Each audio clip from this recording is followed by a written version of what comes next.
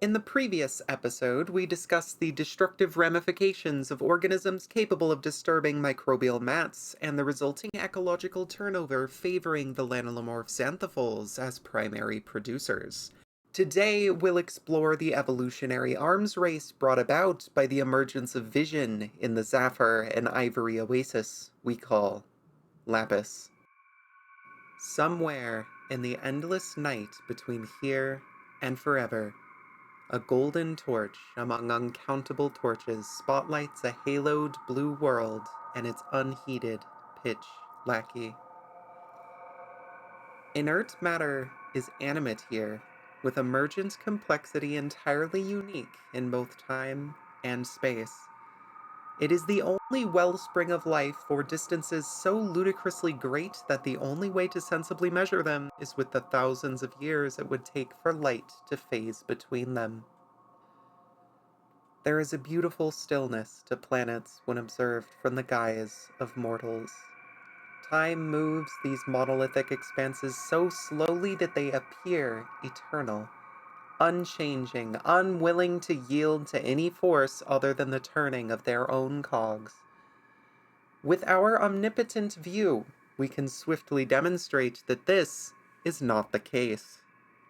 In the 4 billion years since Lapis and its iron moon have snared one another, their long duel for dominance has finally acknowledged a winner. Lapis, to little surprise, has come out on top. While its year has been compressed to about 350 days, each day has been stretched from 52 to nearly 55 hours. Overall, it has remained remarkably consistent during this celestial tug-of-war. It is still geologically and magnetically active, albeit less so than it was in its youth, and it still sports less than 1 degree of axial tilt. The iron moon, however, has been entirely domesticated. Its exotic retrograde rotation has been eroded into a tidal lock. One face will forever lock eyes with its captor, while the other must eternally glore into the lonely abyss. Its eccentric orbit has been loosened from a blazing 52-hour year to a roughly 1,000-hour year. A month on Lapis is approximately 19 days, with roughly 18 months in a year. This drastically slowed orbit has also resulted in the Iron Moon distancing itself quite significantly from Lapis. It has fallen into a harshly elliptical, off-center, eccentric orbit. Ironically, the Lapis system is now more stable than it has ever been.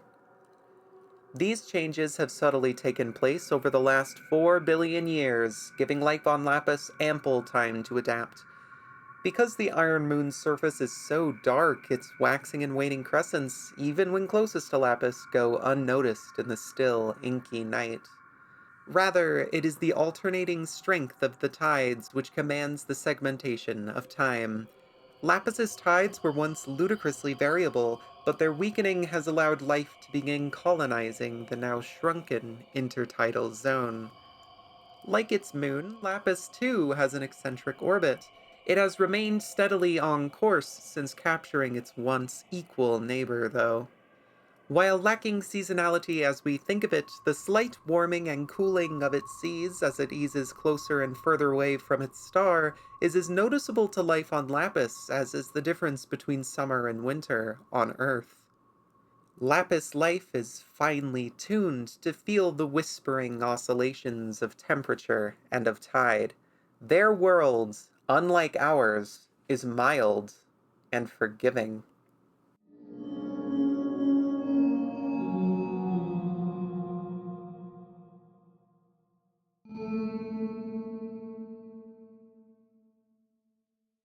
Sunrise bleeds soft light across the alien world's pallid skies and deep into its teal waters.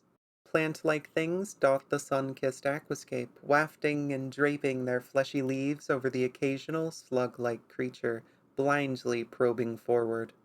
Clear, citrus-shaped, gel-type things drift along with the indifferent current as tiny, wriggling worms spend their days dancing half-buried in their glittering Eden.